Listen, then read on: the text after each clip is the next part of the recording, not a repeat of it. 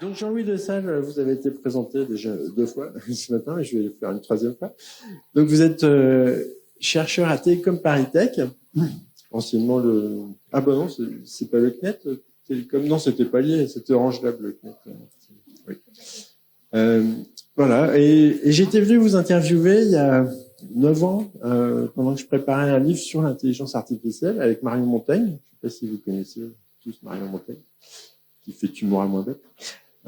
Et donc, on avait été vraiment frappé par l'étendue du spectre de vos connaissances du sujet. C'est-à-dire que vous pouviez parler à la fois vraiment de considérations anthropologiques, d'intelligence artificielle symbolique, la vieille intelligence artificielle, mais aussi de ce qui se tramait dans les questions de réseaux de neurones, etc.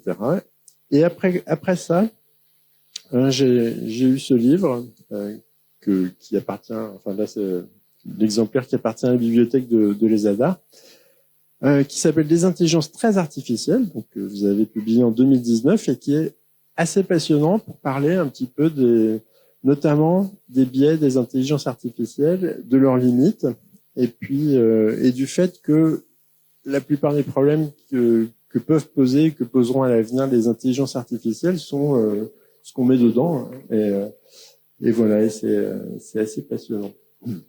Voilà. Alors on est censé faire une table ronde, mais on n'a pas vraiment préparé la manière de le faire. Je vois qu'il y a un début de diaporama. Je ne sais pas dans quel ordre on démarre. Est-ce que vous voulez commencer en racontant un peu voilà. Non, je sais ce qu'il faut, en pratique, on l'entend. Bonjour à tous. Moi, je suis ravi d'être ici. Merci pour l'invitation et pour parler de sujets qui m'intéressent, même si il faut être humble par rapport à ça. Et moi, je le suis de plus en plus. En tant que je me perçois comme ingénieur. Je suis chercheur à l'école des télécoms, donc Télécom Paris, qui est une école publique d'ingénieurs et qui fait partie maintenant de l'Institut Polytechnique de Paris. Et je fais depuis des décennies officiellement de la recherche en intelligence artificielle.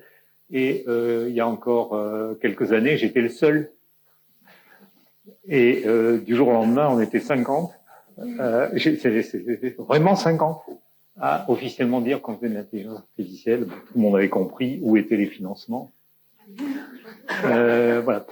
Et moi, j'ai prévu de vous parler. Alors, qui je suis j'ai toujours utilisé l'intelligence artificielle déjà par curiosité et aussi comme un outil pour essayer de comprendre l'intelligence humaine. C'est ça qui me motivait, beaucoup plus que pour les applications technologiques. Mais mes collègues immédiats, dans le même couloir que là où je travaille, font l'inverse, s'y intéressent à l'efficacité beaucoup. Mais enfin, il y a un aller-retour entre les deux.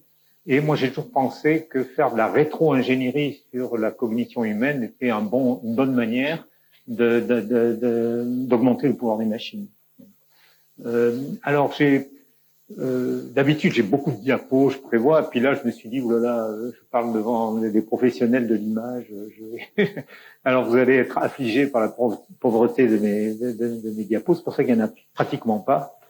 J'ai utilisé DALL-E pour faire. J'ai demandé, là, mais il y a 3 jours, un chat. Je sais plus comment j'ai mis ça en forme de deep learning. Je crois que c'était ça. Imagine a cat designed to look like a deep neural network. Et bon, voilà. Alors, pour quelqu'un comme moi, c'est bluffant. Vous êtes tous jeunes depuis assez longtemps pour avoir ressenti l'effet wow. Alors maintenant, il est de bon ton d'être blasé, de dire oui, non, c'est nul, on a fait le tour, etc. Essayez de vous remettre dans la situation où la première fois que vous avez vu ces images, c'était très impressionnant, surtout parce que encore avant, c'était impensable. Donc on est passé de l'impensable à l'effet wow, et maintenant peut-être à une situation où on est blasé. Moi, je le suis pas encore.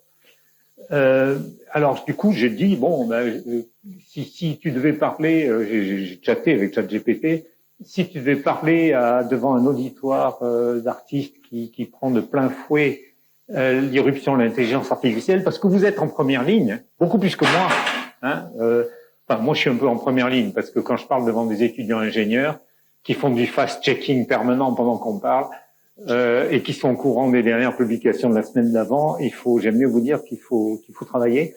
mais vous êtes, j'ai l'impression, encore plus en première ligne. Alors voilà, j'ai demandé à DALL-E, enfin ChatGPT DALL-E, de me faire un contraste entre l'art traditionnel et ce qu'allait provoquer l'irruption de l'intelligence artificielle. Et il m'a fait ça. Au début, j'ai dit ouais, et puis après, je me dis non, mais quand même, il y a de la richesse là-dedans. Alors, cette richesse, d'où vient-elle? On en a parlé tout à l'heure. Elle vient du pillage des œuvres réelles. Hein. Il faut être conscient de ça. C'est énormément d'intelligence humaine qui est dans ce qu'on voit ici. Il m'a proposé deux choses en me laissant le choix. Et voilà. Alors, au passage, tout ça, c'est très masculin. Hein. Alors, la fois suivante, là, j'ai craqué. J'ai dit, là, c'est trop masculin. Tu peux pas me le faire avec un artiste femme. Et quand même, il m'a fait ça. J'ai senti. Alors, si on zoome sur l'image de droite, on voit qu'elle a une main un peu bizarre.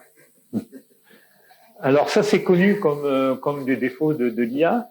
C'est très révélateur de ce que l'IA, enfin, la manière dont elle a appris, de ce qu'elle sait, de ce qu'elle sait pas sur le monde.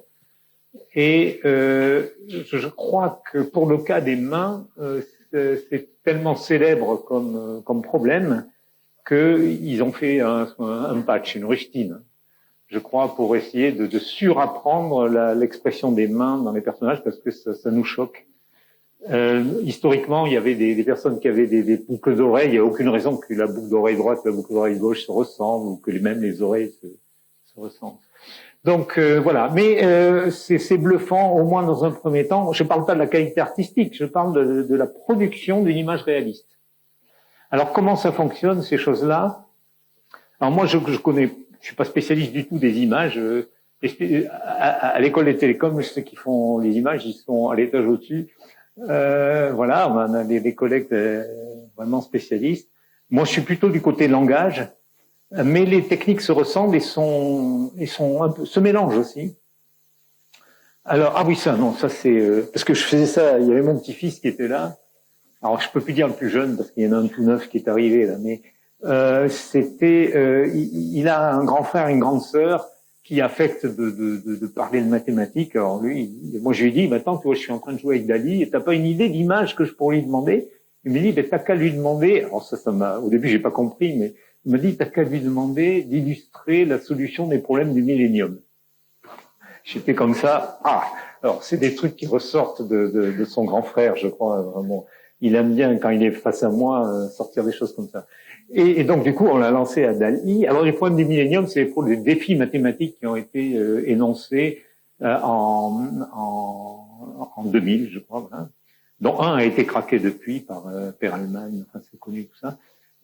Et voilà ce qu'a produit le système, une espèce de grimoire dont émergent voilà, enfin, je sais pas le dire avec des mots. D'ailleurs, je crois que ChatGPT commentait lui-même l'image et c'était pas mal. Ben, c'était ça, voilà. Symbolic Notation of Solution of All Millennium Problems. Moi, j'aurais pas su faire ça. Encore une fois, cette imagination vient des humains. C'est ce qu'a fait la machine. Qu'est-ce qu'elle fait, la machine, finalement, là? Elle fait un crossover entre beaucoup d'images qui ont été produites, imaginées, conceptualisées par des êtres humains. Et le résultat est bluffant. Parfois, ce qui est bluffant, c'est l'original, qu'on ne voit pas là, mais qu'on pourrait peut-être le retrouver. Parfois, ce qui est bluffant, c'est le crossover. Hein, comment dire les crossover, le mélange, hein, c'est ça. Il y a deux façons de faire un mélange comme ça, c'est soit du copier-coller, soit vraiment du morphing. Hein, et tous les morphings entre le copier-coller et le morphing. Voilà. Comment ça? Alors, évidemment, vous imaginez, j'ai dit à ChatGPT, voilà, je vais parler d'IA, qu'est-ce que je devrais dire? Et ChatGPT m'a dit ce que je devrais dire. Et ce que j'y vois, alors j'ai mis en petit exprès. Ah ben, c'est pas si petit que ça. Enfin, si vous arrivez peut-être à lire, c'est pas le but. Moi, ce que j'en ressort, c'est quand même ce que vous disiez tout à l'heure. Hein, c'était que bon, il a fait son homework, son travail à la maison, quoi. Il a fait sa rédaction. Et ce que j'en déduis, c'est que c'est en gros des généralités assez informées, mais c'est des généralités. ben voilà, il faut embrasser la technologie, il faut pas lui tourner le dos, il faut développer une façon de s'exprimer unique, il faut s'adapter, enfin voilà, considérer les nouvelles opportunités, à pas oublier l'éthique, parce que dans tous les discours il faut de l'éthique en ce moment, et c'est très bien, mais voilà, parfois c'est un peu du signal plus qu'autre chose. Il faut de la philo, on en fera si vous voulez, etc.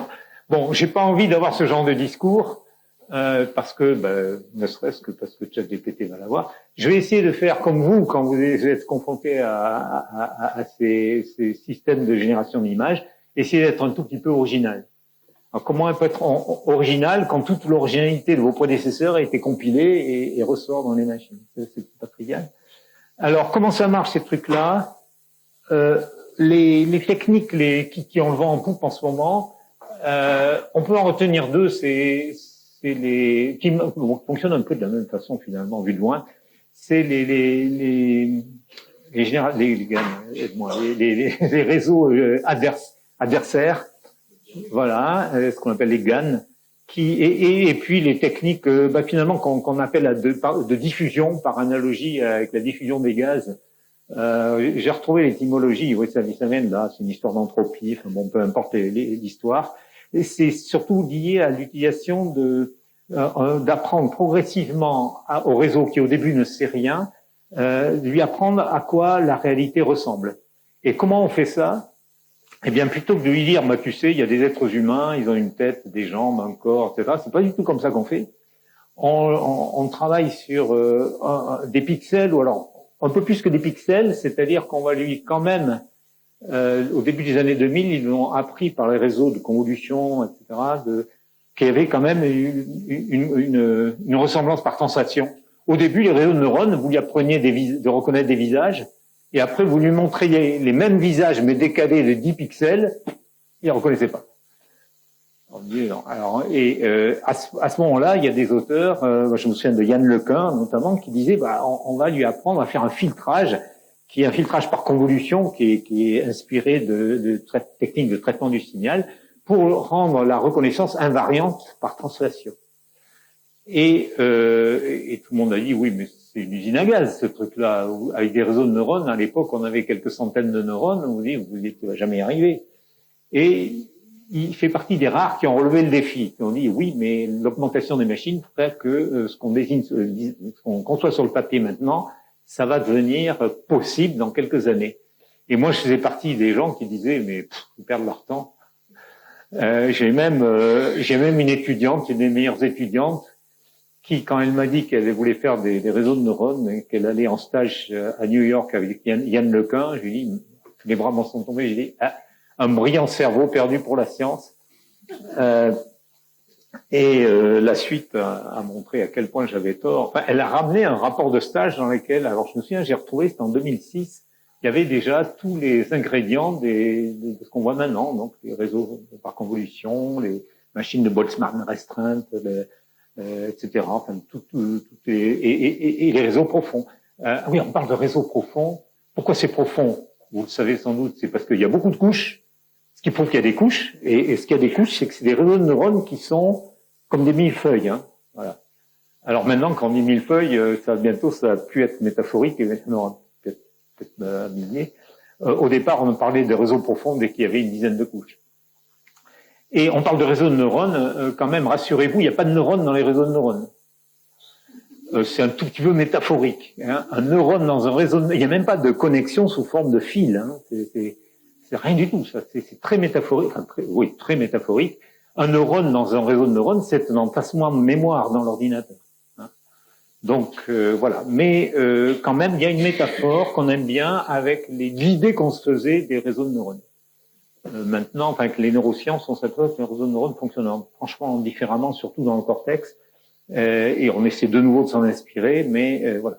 Alors, ces réseaux de neurones, donc ici, on apprend à la machine à essayer de comprendre à quoi ressemble la réalité, et au début, elle n'a aucune idée, par statistique, par corrélation. Donc, c'est à coup de corrélation que la machine va apprendre que, bien, dans beaucoup d'objets de la vie quotidienne, eh bien, les pixels proches ont souvent la même couleur. Elle le sait pas. Elle va le découvrir par statistique. Voilà. Et parce que le réseau est profond, au début, elle va apprendre juste par statistique ce qu'est un contour, un coin, une zone continue. Et dans les dernières couches, elle va apprendre qu'un chat a des oreilles pointues. Ou qu'un humain a des lunettes. Et comment ça marche? Eh bien, on va lui apprendre, on va partir de la réalité, on va lui mettre du bruit, et dans ce cas-là, dans ces techniques-là, et le réseau de neurones va apprendre, à coup de feedback, à éliminer le bruit. D'ailleurs, moi, quand j'ai acheté mon dernier téléphone, on m'a dit, il y en a deux, il y en a un, il a beaucoup moins de pixels, mais il fait de meilleures photos. Ah, je lui ai dit, comment il fait? Eh ben, il a de l'IA. En gros, ça veut dire que il prend une photo avec moins de pixels, et il va reconstituer, inventer des pixels pour me faire une photo superbe, nette, comme j'ai envie de l'avoir. Et j'ai dit, non, moi je veux l'appareil qui a plus de pixels. Et maintenant, je compare à celui de mon fils, il fait une meilleure photo que moi avec 4 fois moins de pixels. Je suis jaloux, mais parce que l'IA est capable de s'adapter au goût, à l'œil naïf de monsieur tout le monde que je représente ici, qui prend des photos avec son téléphone portable. Si je peux me permettre, ça marche tout à fait pour la texture d'un mur ou des choses comme ça, mais j'ai vu des expériences qui montraient que, par exemple, en voyant de loin, l'IA pouvait inventer des lettres dans un texte et donc faire un texte qui n'a rien à voir avec celui qui a été photographié. C'est assez amusant. Voilà. Cette histoire-là, ça me rappelle un article qui disait que chez Rank Xerox, c'était le monopole des photocopieuses. Il y a des ingénieurs qui s'étaient aperçus que quand ils photographiaient, des architectes qui photographiaient des plans de maisons, et ils ont découvert avec stupéfaction que dans le plan photocopié, il y avait deux pièces qui avaient la même surface. Ils ont dit, mais non, ils sont allés à l'original, et ils ont vu que c'était pas très très bien écrit, et que la photocopieuse avait dit, bon, ben, par copier-coller, elle avait dit, bon, ben, je sais pas lire, je sais pas reconnaître les caractères, ça doit être les mêmes qu'à côté, et hop. Ouais, et c'est en gros la photocopieuse hallucinée. Alors, chez Xerox, ils ont corrigé le problème, je suis obligé de le dire, mais voilà. Alors oui, alors l'hallucination. Alors pardon, je finis juste là. Le système de proche en proche, on lui met du bruit, il l'enlève, on lui met du bruit, il l'enlève, et pour arriver à faire ça, il faut qu'il ait une idée de plus en plus précise de ce qu'est la réalité. Sinon, il peut pas le faire. Donc, c'est un moyen détourné de lui faire apprendre la réalité. Et une fois qu'il a appris la réalité, qu'est-ce qu'on fait? Ben, on fait à l'extrême. On lui dit, bon, maintenant que tu as bien compris ce qu'est la réalité, débruite-moi cette image, et on lui balance du bruit pur. Ben, qu'est-ce qu'il va faire? Il va inventer quelque chose. Bon, alors, il va inventer n'importe quoi. Alors, comme pour guider le processus, on va lui faire apprendre non seulement des corrélations entre les pixels, mais des corrélations entre des images et des descriptions, des légendes. Et ça, on n'en manque pas, parce que sur Instagram ou autre, vous mettez sur Flickr, vous mettez une image et dessous, vous mettez ce que c'est. Et à partir de ces corrélations, le système va apprendre à corréler les mots avec ce dont on parle. Donc ici, il y aura dog ou chien. Et à partir de là, si on lui met un bruit plus dog, il y a des chances qu'il nous fasse ce joli petit chien, qui sera une interpolation probablement entre tous les chiens qu'il a vus. Voilà comment ça fonctionne. Hein. Alors l'hallucination, ça c'est un autre de mes fils. J'ai plein de fils, j'ai 3 fils. J'avais dit au départ que je voulais que des filles, et ce qui prouve que voilà, il y a de la mesquinerie en haut lieu. Voilà. Donc mon fils m'a envoyé ça. Il m'a dit, t'as vu ce que ChatGPT pense de toi? Alors le début démarre pas mal, peu importe, voilà. Et après, je me suis retrouvé que j'étais auteur du Handbook of Formal Philosophy. J'ai dit, ah bah chouette, je vais avoir des droits d'auteur. Et alors après que j'étais très actif sur Twitter, et il a même balancé mon pseudo sur Twitter. Sachez que j'ai pas de compte Twitter. Voilà. Donc, alors depuis, si on réessaye, c'est corrigé, je sais pas. Alors, cette hallucination, elle vient d'un principe qui est vraiment l'interpolation. Voilà. L'IA interpole. C'est une machine à interpoler. Et alors, l'hallucination, qui est une catastrophe pour ChatGPT, pour la plupart des gens qui, comme moi, s'intéressent à la précision de ce qu'on regarde, eh bien, pour l'image, c'est l'inverse. On est très content que la machine hallucine. interpole, invente. Voilà, c'est ça qui fait la création. Et l'artiste, d'une certaine manière, fait beaucoup ça aussi.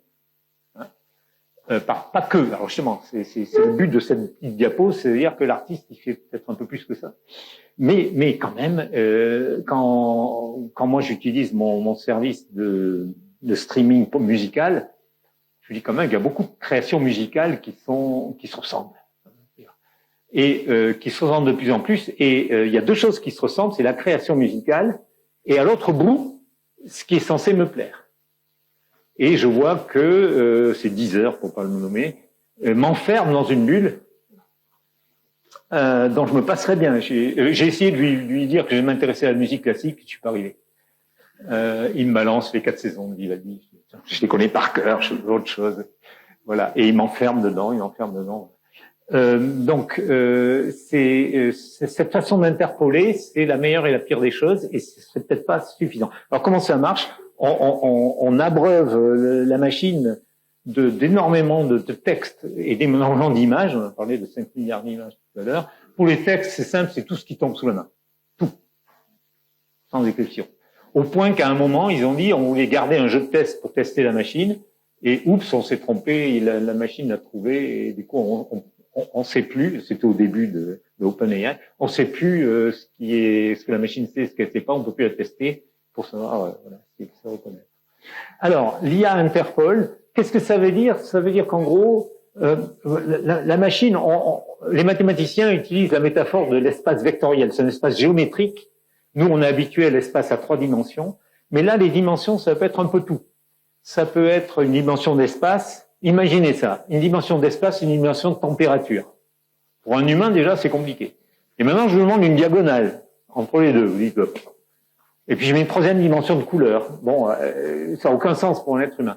Voilà pourquoi ce que fait la machine est très vite incompréhensible pour l'être humain. Il n'y a pas de magie là-dedans. C'est simplement que notre cerveau, il n'est pas fait pour ça. Il est très bon sur les dimensions d'espace. Nous sommes des êtres spatiaux, ça oui, on voit des diagonales, on fait des rotations, on fait des choses. Dans certaines limites, tout à l'heure je parlais de la convolution pour la translation. Pour les visages, si je présente un visage translaté, vous le reconnaissez. Le visage de votre copain, copine, bon, je vous présente à l'envers déjà, c'est beaucoup plus compliqué. Il y avait, j'aurais dû la ramener là, mais à l'époque ils avaient présenté Margaret Thatcher à l'endroit, et à l'envers, mais en ayant inversé les yeux. Et on disait, oui, bon, c'est Margaret Thatcher, mais un peu retouché. On remettrait le visage à l'endroit et c'était un monstre. Parce que si vous inversez les yeux d'un visage, c'est quelque chose de monstrueux. Notre outil de reconnaissance de visage, il est un peu comme les réseaux de neurones, il est biaisé sur la verticale. Voilà. Et en revanche, un chat à l'envers, à l'endroit, vous arrivez à reconnaître que c'est un chat sans problème. Voilà. Donc, il y a des biais comme ça. La machine a essayé d'apprendre nos propres biais. C'est pas tout à fait la même chose. D'ailleurs, les attaques contre la reconnaissance d'image des machines et les attaques contre les humains, c'est pas les mêmes. Pour les humains, c'est quand même très difficile d'attaquer, parce que c'est ce qu'on appelle les illusions d'optique. On est quand même très très résistant, on se fait avoir. En revanche, pour les machines, c'est très très facile alors très facile à la main, non, c'est pas facile. Mais d'utiliser une machine pour piéger une machine, on y arrive assez facilement. Alors, l'interpolation, donc je disais, on est dans un espace géométrique. Ce que va faire la machine, elle va essayer de trouver des points intermédiaires. Donc elle a 2 exemples. Elle va dire, j'ai 2 vecteurs, je vais faire la somme des vecteurs, ou la moyenne, donc la somme divisée par 2. Je vais avoir un point qui a jamais été exploré. Et ça peut être entre 2 images, je fais une image intermédiaire, ça peut être du morphing entre les deux, ça peut être du copier-coller. Elle va le faire dans un espace de tellement grande dimension qu'on n'arrive même pas à anticiper, qu'on va trouver ça créatif. Mais les humains font pareil. Ils font pareil. Est-ce qu'on fait autre chose? Alors oui, nous on juge de la pertinence. Alors dans nos créations, alors vous êtes créatif, moi je le suis aussi dans mon métier, moi je suis chercheur, donc il faut bien que je sois créatif un petit peu. Un chercheur, il est créatif une demi-seconde et il est obligé de travailler la pertinence pendant parfois 1 an, jusqu'à ce qu'ils disent, j'ai un article qui va peut-être être publié si les reviewers sont gentils. Un artiste est quand même peut-être plus dans une situation où il dit non, attends, je vais passer plus de temps à la création, et puis la pertinence, le public jugera, je sais pas. Donc, mais il y a quand même ce dialogue entre la création, donc la production de quelque chose de nouveau, et une espèce de censure, mais la censure fait partie de l'acte créatif, parce que ça peut être un ping-pong. Je l'imagine comme ça parce que nous sommes tous des êtres humains, et c'est un peu comme ça qu'on fonctionne.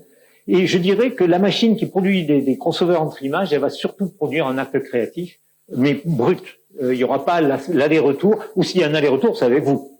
Avec l'artiste qui va dire, mais non, je voudrais autre chose, va essayer de piloter la chose. Et ça, on utilise d'autres appareils. Alors, c'est là que mon autre casquette arrive, c'est la modélisation cognitive. Je m'intéresse un peu à la manière dont on crée, dont on est pertinent.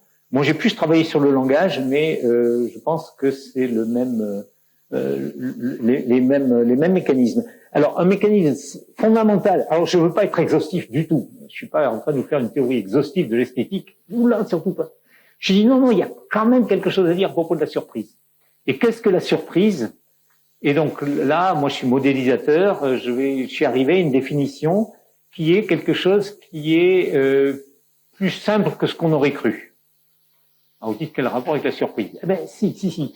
Ça marche bien. Au départ, j'avais dit quelque chose qui est improbable. Et ça marche pas. Ça marche pas. J'ai appris dans le début des années 2000, j'ai compris que c'était une fausse piste. Et en creusant, il y a une piste qui maintenant a l'air de tout à fait fonctionner. C'est cette idée de plus simple que ce qu'on aurait cru.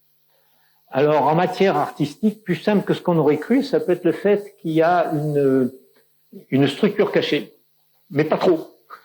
Si elle est trop cachée, personne ne la voit, et donc personne ne voit la simplicité cachée. Mais quand on a une structure cachée qui se révèle progressivement au regard non pas de l'artiste lui-même, parce que souvent il a fait exprès, mais du public, eh bien, il y a un sentiment esthétique. Et parfois, il y a certaines œuvres, alors moi je suis pas du tout de la partie, mais j'ai lu, alors je pense à un auteur qui est à la fois peintre et psychologue, qui s'appelle Michael Layton, qui a analysé les Demoiselles d'Avignon de Picasso. Alors je voulais pas amener parce que vous auriez trouvé ça trivial, mais il trouve tout un tas de structures. Donc, il trouve des cercles, après il trouve des ellipses, et il dit, mais alors il y en a qui sont flagrantes, même moi je les aurais vues, et il y en a qui sont moins flagrantes, et il me dit, bah tu les as vues mais inconsciemment. Je dis ouais, là tu charries parce que c'est un peu, c'est plus de la science ça, mais il dit si, on pourrait faire des tests de rapidité de reconnaissance pour montrer qu'on est sensible inconsciemment à la structure. Donc il y a une simplicité cachée. Qu'est-ce qui est la surprise? Pour faire le lien avec la simplicité, vous prenez l'exemple de vous rencontrez quelqu'un. Donc, moi j'arrive au Havre et puis je rencontre un ami d'enfance. Moi j'ai grandi dans le Sud-Ouest. Ça serait intéressant, ça serait surpris. C'est de la simplicité cachée. Je m'attends à trouver quelqu'un qui est complexe, c'est-à-dire un habitant, pour moi, un habitant quelconque du Havre, il me faudrait une longue description pour le distinguer de tous les autres habitants du Havre. Et si c'est un copain d'enfance, je dis, ah non, et si, quand je raconterai l'histoire, j'ai vu un tel, tu te souviens, voilà. À ce moment-là, j'ai une description beaucoup plus courte de la personne. Donc en fait, il est plus simple. La personne serait plus simple, elle serait plus simple que ce à quoi je m'attendais. Alors en matière artistique, il y a quelqu'un qui a fait le coup ultime de la surprise. Pour moi, c'est le premier monochrome, Malevich, 1918, que tout ça. Voilà, le premier monochrome, c'était une façon de surprendre avec un maximum de simplicité. Vous attendez à un tableau avec un minimum de structure, de complexité, etc. Je vous présente quelque chose de tout blanc. Bon, c'était carré blanc sur fond blanc, donc c'était. Et c'était une façon de surprendre. D'où un sentiment esthétique, pour certains. Il y a d'autres façons de surprendre, de faire des allusions à des choses connues. Par exemple, un visage qu'on voit pas tout de suite, ou une œuvre connue, qui peut être une allusion. En musique, ça se fait beaucoup, etc. Donc voilà, ça, je voulais mentionner ça. La machine n'a aucune notion de ça. Elle ne fait qu'imiter ce qu'elle voit. Alors que l'artiste, lui, il dit, je peux faire une allusion, je peux faire une structure, et ça, la machine, si elle le fait, elle le fera en copiant, mais sans jamais l'avoir fait. Voilà, merci, je cherchais le mot on purpose, intentionnellement. Mais la surprise, la simplicité, ça se met en équation, non? Ça se met en équation. Et du coup, ça peut aussi être Oui, alors ça se met en équation sur le papier, hein, je sais pas, j'ai toujours des équations avec moi. De là à l'appliquer dans les cas particuliers, il y a souvent beaucoup de travail. Donc, on a une théorie, faire le lien avec la théorie et son application, dans certains cas, oui. Celui de la rencontre fortuite de quelqu'un, je peux dire, voilà, je fais toutes les prédictions. Si plus la personne est proche de moi, plus c'est surprenant. Si elle a le même date d'anniversaire que moi, ça sera encore plus surprenant, alors que la probabilité est toujours la même. Hein, voilà. Donc, il y a un contrôle, on arrive à mettre des équations. Pour le mettre sur des images, par exemple, si vous prenez une structure, pour quantifier la simplicité d'une structure, l'être humain, l'œil humain est incroyable. Les machines ont quand même beaucoup de mal avec ça. Hein, arriver. Mais par exemple, si vous prenez un système de vectorisation d'images, c'est une façon de simplifier. Toutes les techniques de compression, alors idéalement sans perte, mais on pourrait dire avec perte, sont une façon de trouver de la simplicité dans une image. Quand on comprime avec perte, l'idée c'est de s'arrêter au moment où on peut plus comprimer. Comprimer sans perte, c'est on s'arrête et on dit le reste je ne comprime pas, c'est-à-dire je l'ai pas compris. Et donc du coup une machine pourrait dire voilà ce que j'ai trouvé dans cette image. Parfois c'est un peu décevant, hein, elle va vous dire j'ai trouvé des plages de couleurs, alors que l'artiste a voulu mettre une structure, voilà.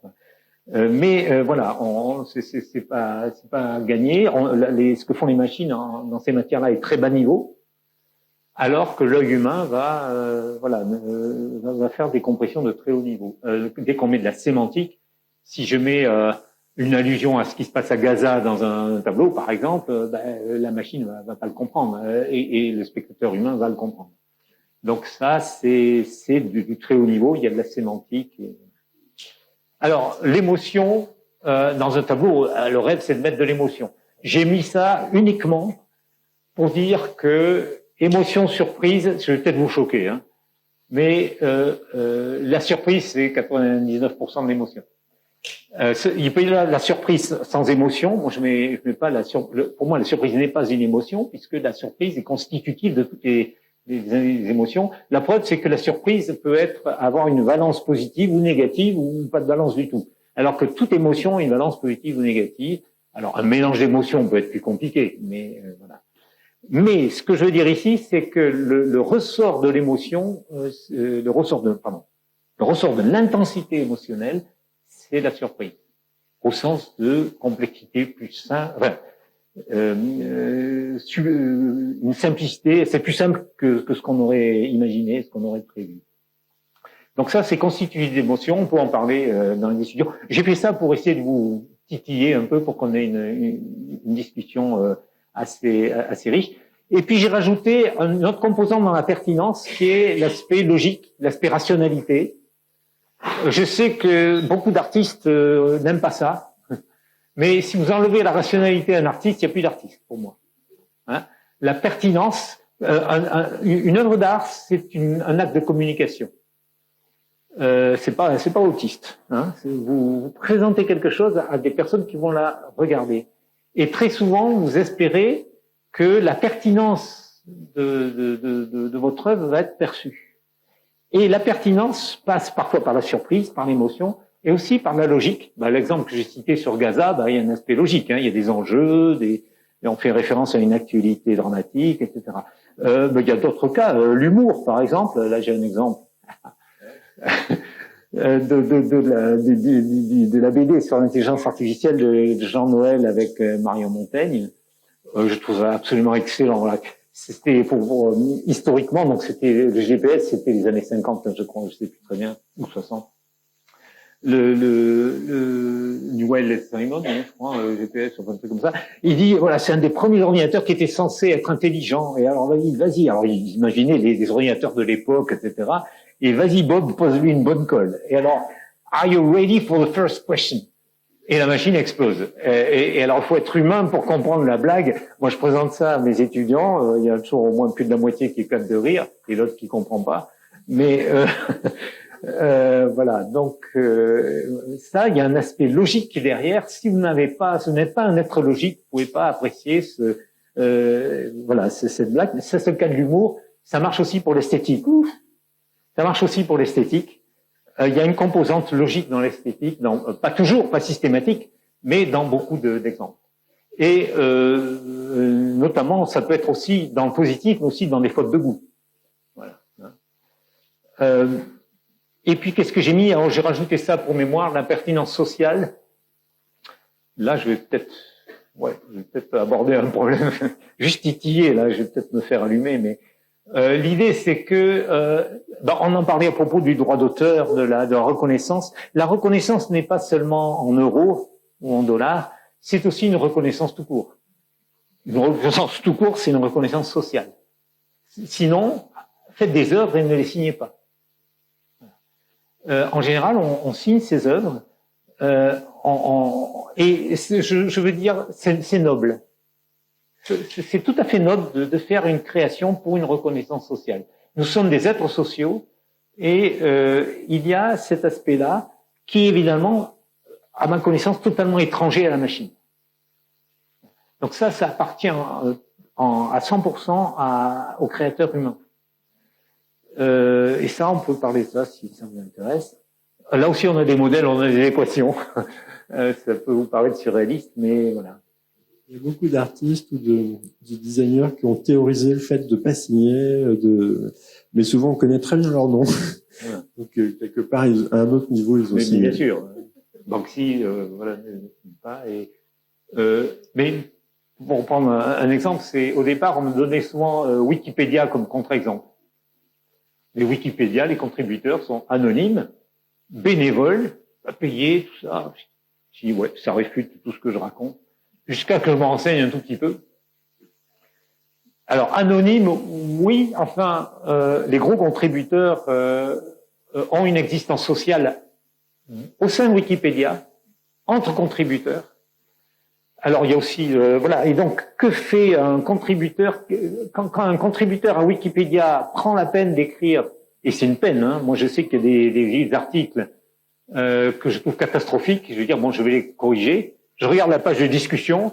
La page de discussion est plus longue que l'article et tout le monde dit oui, cet article est une catastrophe. Voilà ce qu'il faudrait faire pour le changer. Mais personne n'a pris la peine de modifier l'article parce que en gros, il faut tout effacer, tout refaire. Et c'est du boulot et ils le font. Ils prennent leur temps de sommeil pour être altruistes vis-à-vis des utilisateurs de Wikipédia. Et en fait, il faut comprendre que la cible, quand quelqu'un écrit un article sur Wikipédia, je parle des gros contributeurs, sa cible, c'est pas les lecteurs. Ils s'en fichent des lecteurs. C'est pas un service public rendu. C'est leurs collègues, autres contributeurs, qui vont dire, ah ouais, quand même, et c'est même réifié dans le fait qu'il y a des galons sur Wikipédia. Vous avez des galons. Et quand vous avez plus de galons, vous avez plus de privilèges.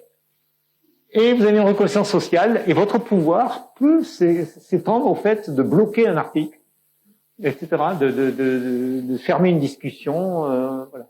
Donc là, j'ai soufflé, j'ai dit ça y est, bon, je reviens dans le modèle. Cette idée de reconnaissance sociale est fondamentale pour l'être humain. Ben voilà, c'est plutôt bien, plutôt qu'une fiction totale pour dire moi, je travaille pour le bien public, je m'en fiche, la renommée, je m'en fiche, de garder tout, je fais ça pour les lecteurs de Wikipédia, je fais ça pour le domaine. Tout ça, c'est ce que les Américains appellent de l'excrément bovin. C'est pas sérieux. Il faut accepter notre humanité et accepter la dimension sociale et reconnaissance sociale. Voilà, c'est tout ce que je voulais vous dire. Voilà, j'ai fait ma petite pub. Voilà, merci. Donc voilà, l'idée c'était de vous titiller pour ouvrir une discussion. Voilà. C'était déjà très complet. Alors c'est amusant d'avoir parlé de Malevich parce que il a écrit sur la paresse et dans son livre sur la paresse, il imagine que le destin de l'humain c'est de devenir comme Dieu, c'est-à-dire après avoir tout fait, ne plus faire que se reposer. Il pense aux machines pour faire ça à notre place. Et voilà. Voilà, alors est-ce qu'il y a des questions?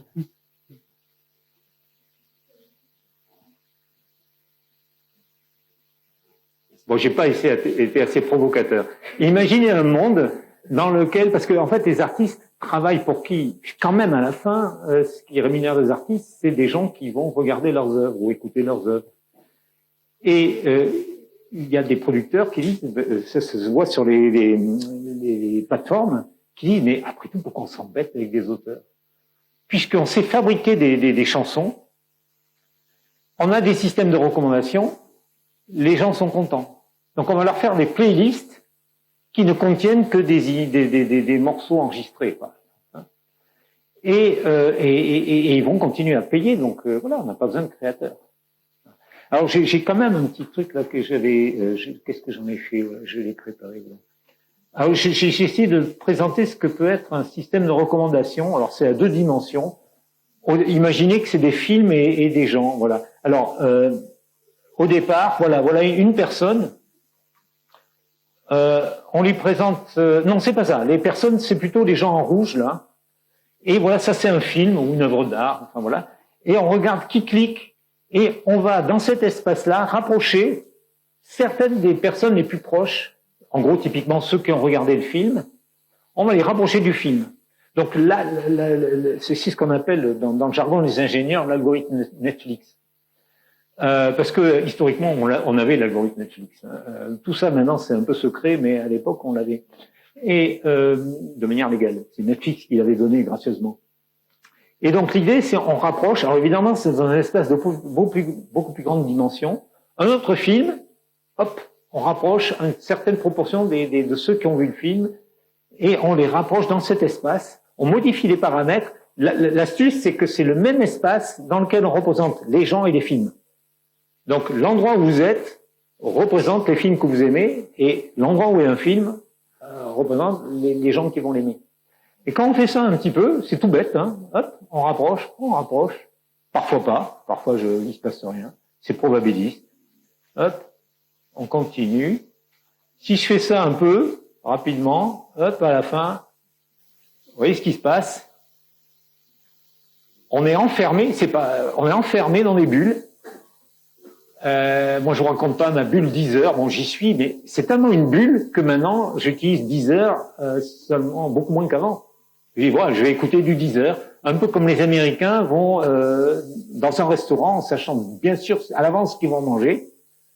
Quand on va dans un restaurant à Paris, on regarde l'ardoise, le plat du jour. Ça n'existe pas aux États-Unis. Il y a des endroits, sur 30 ans, ils font exactement la même carte, la même chose, ça existe aussi en France. Donc vous allez choisir l'endroit où vous allez manger, d'après ce que vous voulez manger, vous avez zéro surprise. Et à la fin, on a zéro surprise. Et pour une certaine consommation d'art et un certain public, ça va. Ils veulent surtout pas être surpris. En matière culinaire, il y a des gens qui veulent surtout pas être surpris. D'ailleurs, c'est votre cas au petit déjeuner, je crois. On veut bien être surpris parce qu'on est français à midi, mais surtout pas au petit déjeuner. Je suis sûr que vous prenez le même petit déjeuner depuis au moins 5 ans ou 30 ans pour certains d'entre eux. Voilà ce que je voulais vous montrer. Est-ce qu'un monde sans créateur est viable? Je sais pas, les Américains survivent avec un espace culinaire assez standardisé. Oui, je pense que j'ai tendance à aller dans votre sens. Quand je regarde les premières images que vous nous avez montrées sur cet atelier de peinture, moi qui ai travaillé à l'école d'art, je pense que si quelqu'un veut entrer à l'école d'art et fait ça, on lui dira non, on peut de porte. Parce que c'est exactement ce qu'on n'enseigne pas en école d'art. Parce que, comme vous l'expliquez, je crois qu'on est du côté du cliché. C'est un mot qu'on a beaucoup utilisé pour la photo, c'est-à-dire ces images qu'on répète jusqu'à saturation, comme la saison de Vivaldi. Donc, à partir du moment où on cherche un peu autre chose, soit parce que notre goût s'affine dans un certain domaine, eh bien, on devient très vite insatisfait. On ne peut pas se satisfaire de ça. Enfin, c'est même une vision d'horreur. Notre goût s'affine, mais aussi il passe son temps à changer. On se lasse des choses, c'est vrai. Et je trouve amusant moi cette image parce que là, ce qui est censé être la peinture ancienne, bon, je sais pas trop ce que ça vaut. Ce qui est à droite, ça ressemble beaucoup à des peintures psychédélico surréalistes assez vieillotte, en fait. C'est assez... Oui. Oui, c'est amusant. Et puis les qualités colorées, c'est horrible. Enfin, c'est terrible. Donc, effectivement, on est dans des clichés.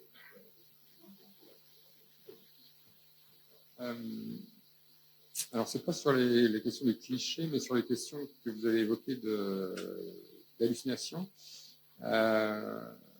En fait, je me suis fait une réflexion à propos des IA que je connais assez peu. C'est qu'en fait, si le but de l'IA, c'était de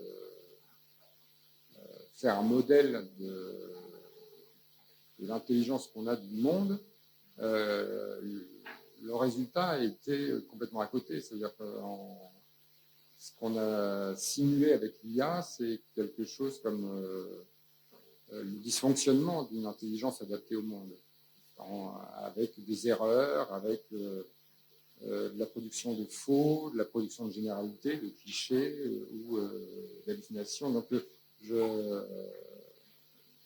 j'avais une vision assez burlesque de chercheurs qui se réunissent en disant bon ben voilà, on va essayer de faire un modèle de l'intelligence adaptée au monde, et le résultat qu'ils obtiennent en output, c'est là où ça dysfonctionne totalement. Donc ils ont fait un modèle de l'erreur de jugement et même l'erreur absolue de l'hallucination, par exemple.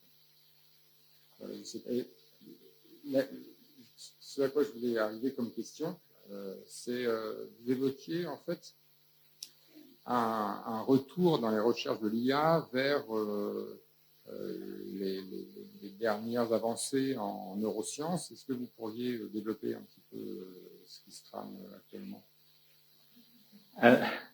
Non, je faisais allusion au fait que les réseaux de neurones qui sont utilisés là sont une idée de neurone très basique, hein, qui fait quelque chose qui fait la somme pondérée de ses entrées, donc ce qu'on appelle les paramètres, et qui compare à un seuil et qui va exciter les neurones suivants.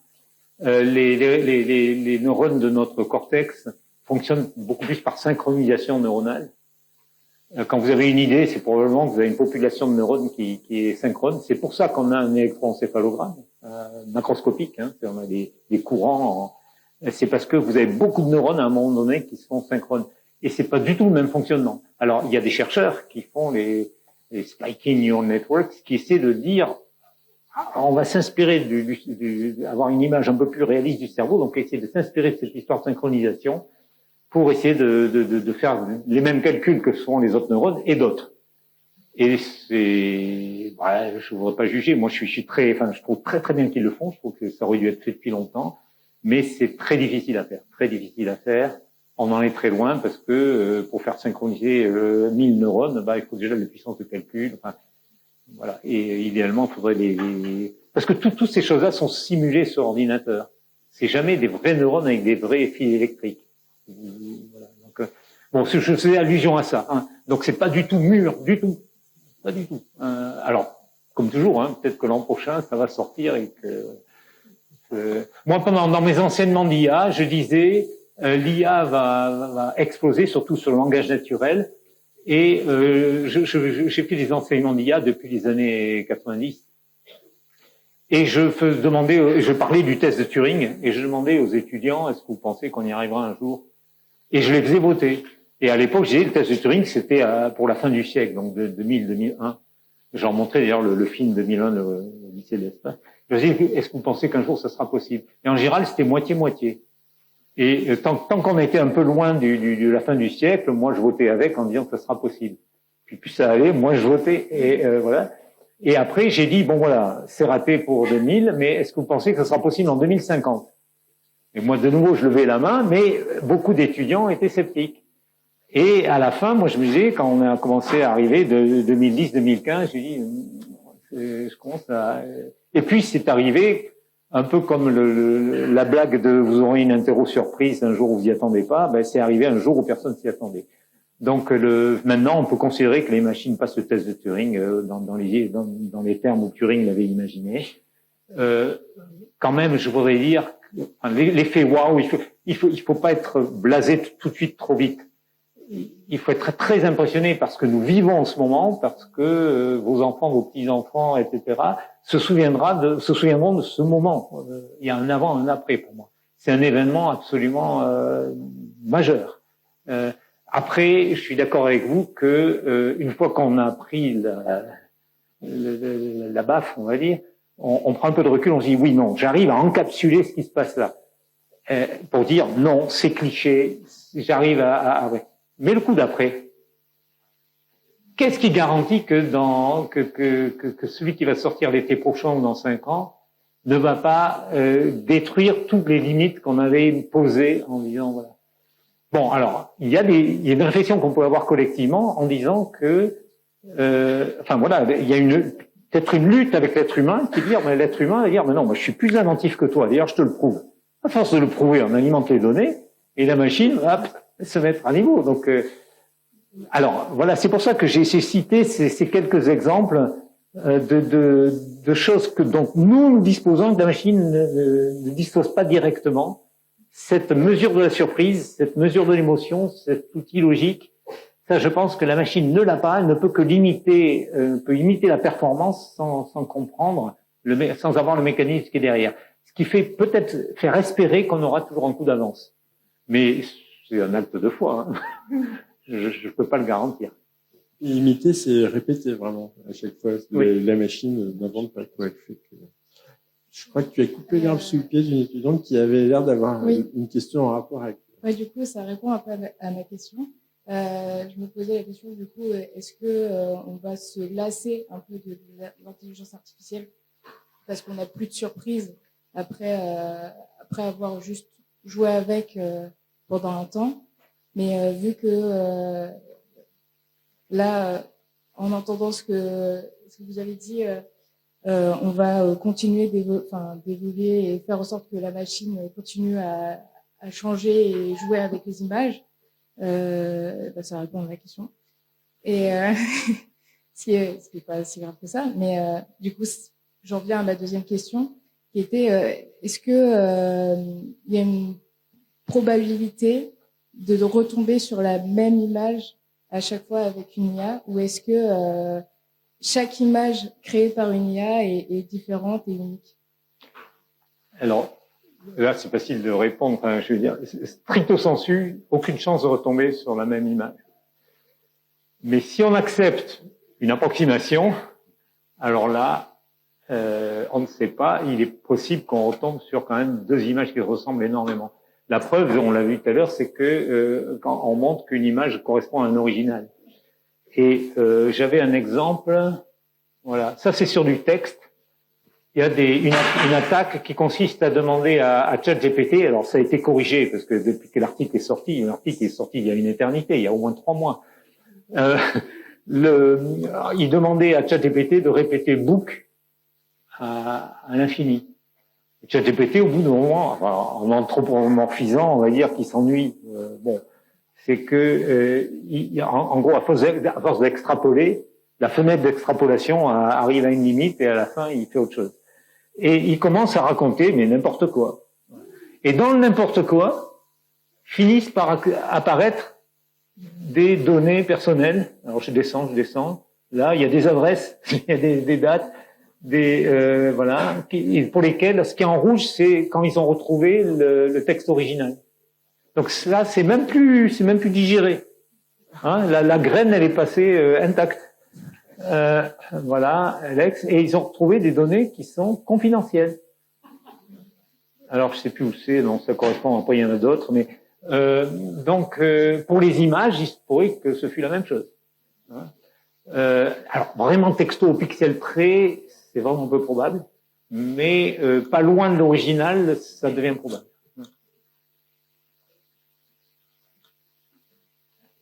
L'effet lassitude, etc. Quand même, je voudrais insister sur le fait qu'il y a 2 publics pour l'artiste. Je reviens là-dessus.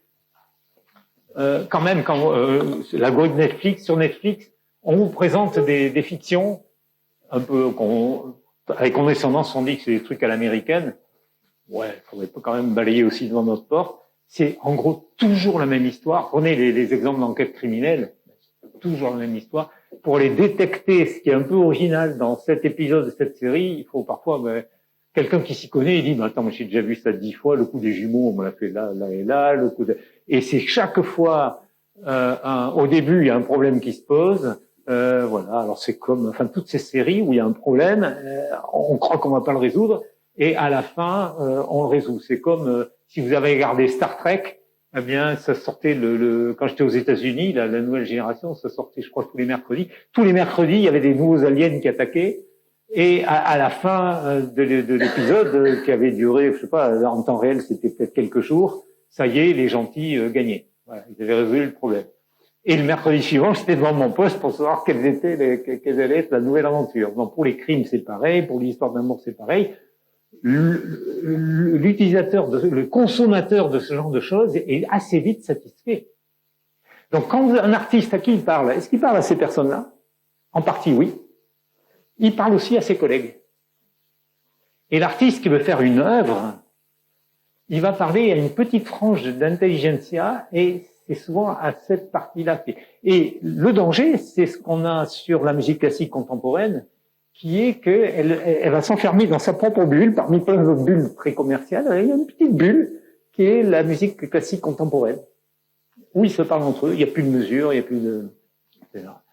Et c'est un danger. Donc perdre le vrai public, donc là il y a vraiment pour moi quelque chose, c'est inédit, on ne sait pas ce qui va se passer. Est-ce qu'on va finir comme ça et les artistes vont disparaître? Ou est-ce que les artistes vont s'enfermer dans une petite bulle parmi toutes celles-là? Ou est-ce que les artistes vont garder la main? Pour moi c'est un enjeu. Je pense que garder la production artistique et l'éducation du public, ça va ensemble. Je pense. Et c'est un débat qui me dépasse complètement. Moi, tout ce que je peux faire, c'est montrer des petites choses comme ça, pour des métaphores. Oui, merci déjà. Je crois que j'ai plusieurs questions, je triche un peu en fait. Déjà, la première, c'est que j'ai lu récemment un article assez critique sur l'IA qui disait qu'en gros, on retombait déjà dans le côté blasé, en fait, qu'il y avait cet effet qu'il y a eu sur les crypto-monnaies, le métaverse, qui est un peu le même modèle que ces choses-là, en fait, avec l'IA, c'est on est arrivé à la limite où pour retrouver des financements, on n'est que sur des promesses, en fait. Et que donc déjà je voulais avoir votre avis là-dessus sur le fait que est-ce qu'il y a véritablement des choses qui peuvent arriver derrière. Là vous parliez des prochaines limites qui vont être débloquées. Quelles seraient ces limites, juste d'après vous? Et enfin par rapport tout au système de bulles et de patterns, j'ai l'impression que ça c'est depuis des années et des années que justement si les enjeux, les promesses, bon là je parle moins de l'aspect artistique, mais plutôt des plateformes, des startups, etc. C'est toujours l'ultra personnalisation.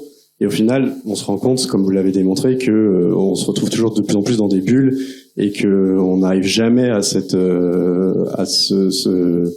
peut-être une utopie aussi, mais à cette ultra personnalisation de nos besoins et de l'ultra identification dans ce qu'on consomme en fait. J'ai l'impression qu'on n'y arrive jamais, et je voulais savoir aussi est-ce que c'est possible finalement, puisque avec toutes les équations qu'on a, on se rend compte qu'on se retrouve toujours à se retrouver de plus en plus enfermé dans des bulles et voilà. Okay. Je sais pas si c'était très clair. Merci. Moi je détale 3 questions. Alors d'abord sur les promesses.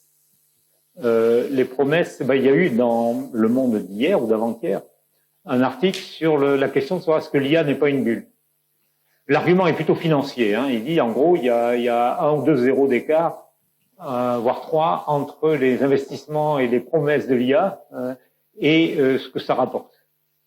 C'est des milliards quand même, mais il faut imaginer que c'est des centaines de milliards ils envisagent sur 2025 le millier de milliards investis dans les techniques d'IA, les valorisations boursières, etc. Il dit, mais en face, les bénéfices, c'est 2 ou 3 zéros de moins. Donc il y a peut-être 2 zéros de moins. Il y a peut-être un danger de bulle. Ça, c'est l'aspect financier. L'aspect promesse, donc le coup d'après, là, on ne sait pas. On a appris à être humble. Je sais pas, est-ce que tu en penses? Moi, j'ai appris à dire, je sais pas. On est tellement surpris de ce qui arrive moi pendant longtemps je disais la machine sait pas faire de contraste, par exemple les analogies, des choses comme ça, et la machine arrive maintenant, à force d'apprendre des choses, à les généraliser, elle arrive à produire des raisonnements. C'est pas parfait, mais c'est quand même, elle commence à passer les tests de QI. Alors, est-ce que, par exemple, une machine qui connaîtrait tous les tests de QI par cœur, vous la considérez comme intelligente? Eh bien, non, a priori non, sauf que vous mettez un test de QI inédit, celui-là il n'existe pas, personne ne l'a vu, la machine le passe. Vous voyez, d'accord, il y a peut-être une ressemblance avec les tests de QI connus, mais là, quand même, elle a fait fort. Là, vous êtes bluffé. Et c'est très difficile de dire, bon, ça, elle n'y arrivera pas. Et puis, après, elle y arrive. Donc, moi, le coup d'après, alors, on nous promet GPT-5, là, pour cet été, on nous le promet pas, d'ailleurs. C'est des indiscrétions qui supputent que, en fait, en gros, il est déjà prêt, mais ils sont en phase d'alignement, la phase d'alignement qui consiste à empêcher la machine d'avoir des propos sexistes, porno, ou surtout avec l'image, etc. Ça leur prend de plus en plus de temps. Et c'est de plus en plus cher. Donc, en fait, la technique est prête, mais elle n'est pas sortie. Et ils nous disent, ça va être quelque chose d'incroyable. Alors, vous avez raison, c'est peut-être un petit peu mercantile, hein, c'est de faire des promesses. Voilà. Alors, le coup d'après, je sais pas. Et donc après, la question suivante, c'était sur, j'ai zappé, là, c'était, ah oui, l'histoire, oui, bien sûr. Alors, quand même, il y a une limite à l'ultra-personnalisation. Je n'ai pas donné une réponse complète, hein, mais c'est l'aspect que nous sommes, encore une fois, nous sommes des êtres sociaux. Donc, le consommateur autiste enfermé dans son casque, voilà, qui consomme des choses, ça existe peut-être, c'est pas la règle. Les gens aiment parler, donc quand on voit un film, on aime bien en parler. Quand on va voir une expo, on aime bien en parler, à y aller avec quelqu'un, comparer, on va voir etc. Donc je pense que cet aspect social, ça va éviter qu'on soit complètement une information complètement personnalisée. Et donc c'est mon espoir. Pour moi, c'est là-dessus qu'il faut jouer pour garder quelque chose qui soit un petit peu pour faire société en fait. J'espère. Alors pour le coup, c'est une question très abstraite. Peut-être que vous me direz que c'est très bête aussi, mais en fait, c'est justement par rapport à cette production d'images qui est de plus en plus facile, de plus en plus énorme. Ça fait déjà quelques années qu'on parle de cette accumulation d'images, du fait qu'on soit tout le temps face à des images, que maintenant on scrolle, on est là avec image, que le rythme devient de plus en plus effréné. Et donc l'IA, évidemment, ne va pas améliorer ce phénomène.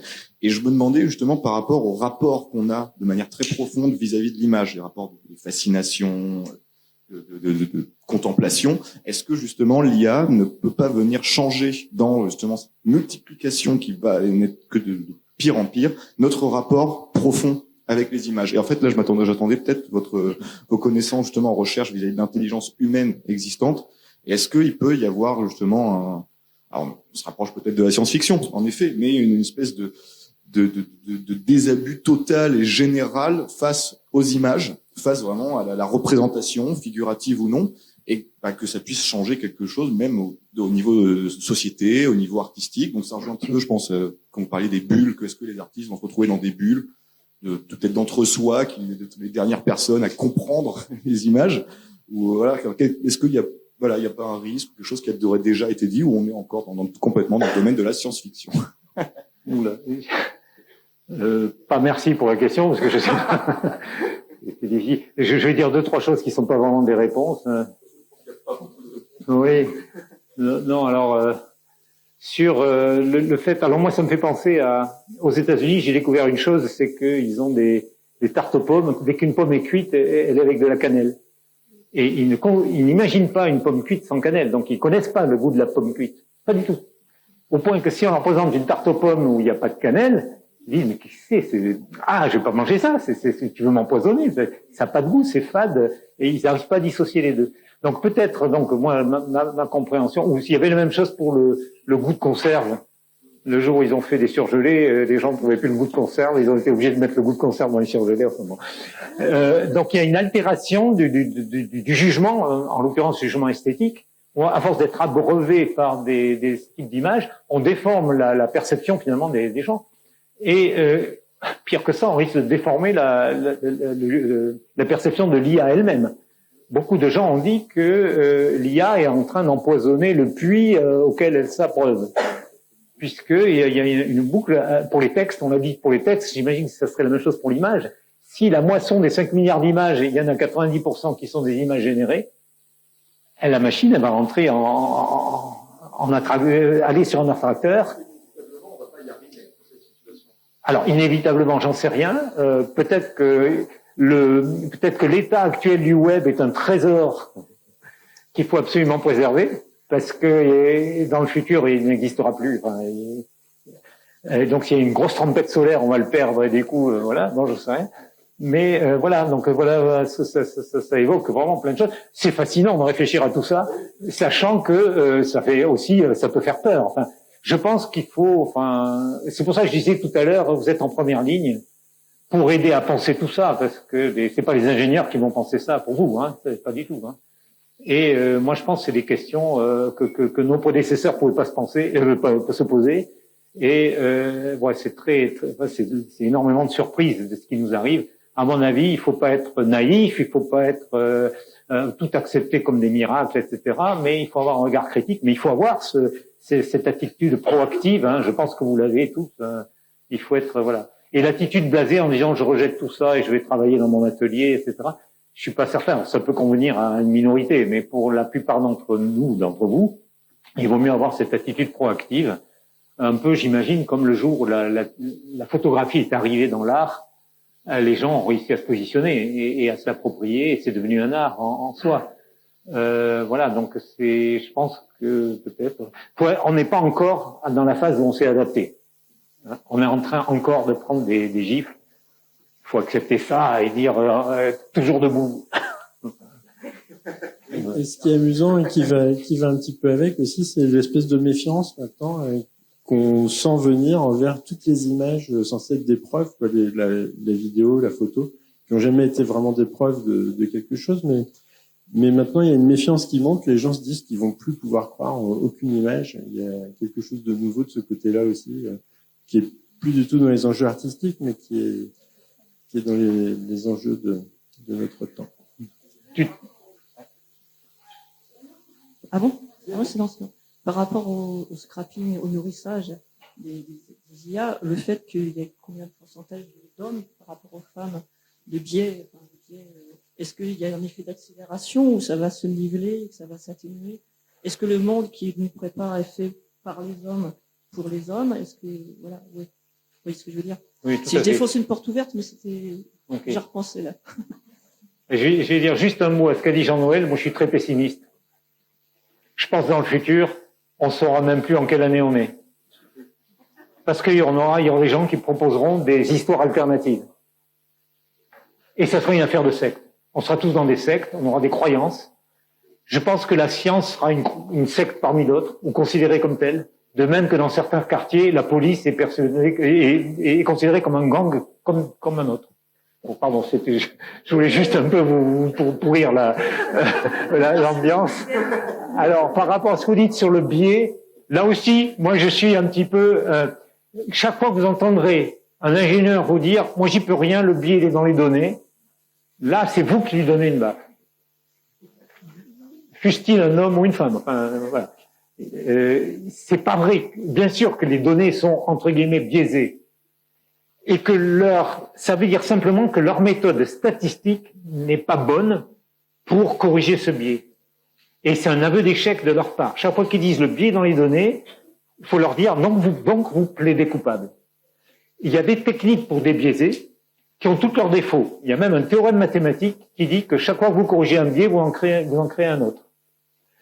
Alors qu'est-ce qu'un biais? Alors ça c'est un problème légal. J'ai des références là-dessus. Vous devez connaître ça. Sur le gerrymandering, enfin sur qu'est-ce qu'une communauté lésée.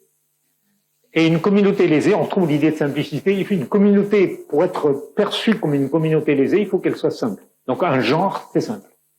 La communauté des gens qui ont scrollé trop vite sur Chrome entre telle et telle date, eh bien, elle peut être lésée. Parce qu'il y a des outils de décision qui disent pour l'octroi des prêts bancaires qui ont dit qu'un critère, c'est d'utiliser Chrome, de scroller trop vite, et la mesure a été faite telle date. Donc les gens pourraient dire, nous sommes une communauté lésée, et le législateur leur dit, oui, mais votre communauté est trop complexe. Voilà. Donc voilà. Et l'idée, c'est comment on corrige. Eh bien, on corrige les biais, on en crée d'autres. Moi, je suis là aussi un peu pessimiste, mais ce pessimisme vient de la technique. C'est parce qu'actuellement, l'IA, c'est du machine learning, et le machine learning, c'est de la statistique. Or, cette double transition n'est pas obligatoire. On pourrait complémenter l'IA d'un peu de logique. Ce que fait un juge est biaisé, il a une jurisprudence biaisée, et cette juge va décider autrement parce qu'elle va tenir compte de la singularité du cas qui est devant elle, va être capable de le contraster avec d'autres cas et dire, moi je prends une décision différente, qui fera jurisprudence peut-être. Ça, l'être humain peut le faire, une machine statistique ne peut pas le faire. Donc là, il y a vraiment une différence, il ne faut pas se laisser... voilà. Donc ce que n'oubliez pas, quand quelqu'un vous dit c'est dans les data, j'y n'ai plus rien, si, elle y peut quelque chose. Mais il faut le faire avec discernement et éventuellement rajouter, enfin ça c'est peut-être le futur de l'IA, c'est rajouter des composants par-dessus la statistique, un outil de surveillance, de critique, de rationalité. Voilà. Ça, on ne sait pas très bien le faire actuellement. Merci. Voilà. Merci, Yacine.